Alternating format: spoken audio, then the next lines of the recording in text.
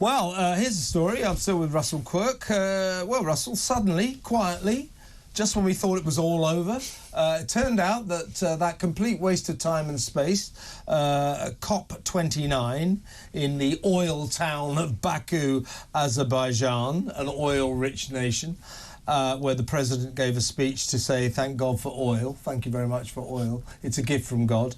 Anyway, they're still around talking about green claptrap. And suddenly, just as in the dying embers of this conference, that everyone, very few world leaders went. Keir Starmer was one of the very few major national leaders who bothered to go.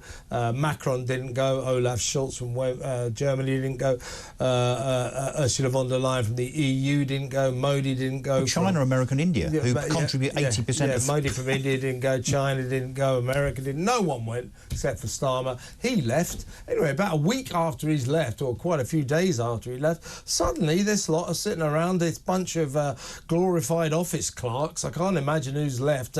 Very unimportant people, that's for damn sure. They voted for rich nations, including Britain, to give £300 billion a year to developing nations to fight climate change. Well, this will be the 470 people that Britain took on jets and put up in expensive hotels in Baku. Now we know why they were there, although why your negotiation team needs to be 470 people strong, goodness only knows. But the audacity of this, I mean, quite apart from the fact that it won't make any difference to climate change whatsoever, so it's all pretty moot, is the fact that now these so-called developing nations, and by the way, the likes of Venezuela, Nigeria and Bolivia, who are all oil rich and have had loads and loads of money from oil, and are also, by the way, very, very corrupt. They are corrupt nations that I'm sure when they take a few billion quid from the rest of us, where do we think that's going to be spent? That's going to go on dictators' wives' shoe collections, private jets and Rolls Royces, isn't it? Let's be honest. Exactly right. And these developing nations, of course, they've condemned... Well, they've moaned about it. They've condemned this annual gift of £300 billion. By the way, like you can probably work out what the rich nations are, but it all seems rather nebulous. You're a developing nation, you're not a developing nation, therefore you have got to give them £300 billion a year, all rather intangible and nebulous if you ask me, but not enough for the developing nations. They wanted 1.3 trillion quid. Yes. Every year, and they say the fact we're only going to give them 300 billion is an absolute disgrace. They say if you're going to give us that little amount of money, it's not even worth doing. OK, fine, let's not do it. Let's take our contribution and give it to our pensioners so they can maybe not freeze to death this winter. What do you think? Absolutely. I mean, two groups of nations walked out, apparently, on Saturday. This decision was made yesterday, Sunday. Walked out on Saturday because they were only getting 300 billion, and as you say, they wanted 4 times that. But what we were giving them, and I say we, the likes of us, the United States, France, Germany, Italy, the so-called rich nations, although not as rich anymore, are we, under this government, that's for sure. Last year, and the year before, and the year before, we were only, inverted commas, giving 100 billion. So the 300 billion is 3 times more than we were giving them last year. I know. So we're paying for this, folks. This is more money out of your taxpayers' pocket. Don't forget this government is already sending £11.6 billion abroad to developing nations, of course, to develop their own green claptrap. So we're sending £11.6 billion abroad for green projects in developing nations already. Now we're going to have to chip in for our section, our part of this £300 billion that Cop29 has voted for us to hand abroad. Plus, of course, there's Ed Miliband's £22 billion carbon caption scheme, whereby carbon or pollution coming out of Liverpool factories or something is going to sort of divert down underneath the sea. It's going to be captured in a paper bag. It's a load of crap, it won't work. And don't forget foreign aid. Foreign aid itself, another 8 billion. Yeah, foreign aid, another 8 billion. So we're sending all these fortunes abroad. All these fortunes abroad, while the government says it can't afford to give £1.4 billion to our pensioners so they don't freeze to death this winter.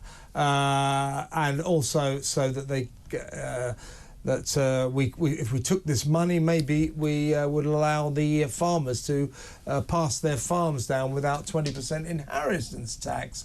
There's all so much that this government is doing because it says it needs to raise money because of the non-existent £22 billion black hole in our finances, in our public finances. That's not true. That's all made up.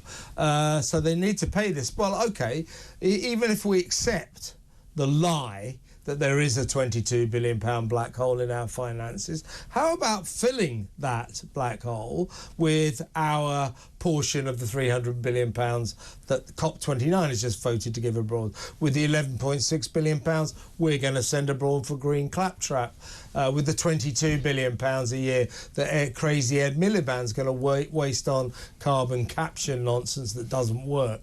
How about taking all that crazy money that we're giving away abroad for green Claptrap to countries who almost certainly won't spend it on green Claptrap, trust me. How about we take all of that and fill the alleged public black hole in the public finances? How about that, eh? That works, doesn't it? 03444991000. Why is this mad government giving billions and billions and billions of pounds of our money to foreign countries, developing countries, for green projects? I mean, we're talking tens of billions of pounds, vast amounts of money, while this government pleads poverty and says we can't afford to give pensioners money to heat themselves during the winter. We're so cash-strapped, we're going to basically watch pensioners freeze to death this winter because we just haven't got the money.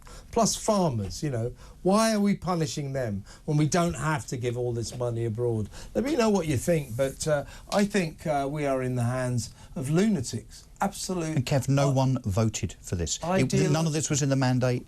In the manifesto, there's no mandate for this. No one voted for it. There never will be again, though, Russell. Never again will a manifesto in politics. I agree with you.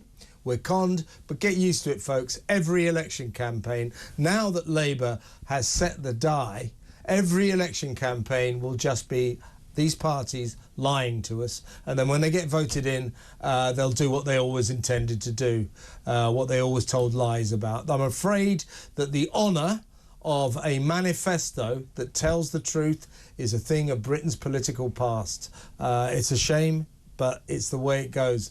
But we were lied to, you're quite right. What are we going to do about all this, folks? You know, take that money that we're giving abroad, billions and billions and billions of pounds, tens of billions of pounds, give it to the pensioners, give it to the farmers. 03444991000. When we come back, we're going to talk about, you remember the Manchester Airport cop beating incident? Still no charges, more than 4 months after it happened on July the 23rd. We will ask what the hell is going on there. Still going on, still trundling on. I think there's a reason for these inexplicable delays. In other words, they're not that inexplicable if you look into it. They're explicable, explainable, and Russell and I will explain them after these messages.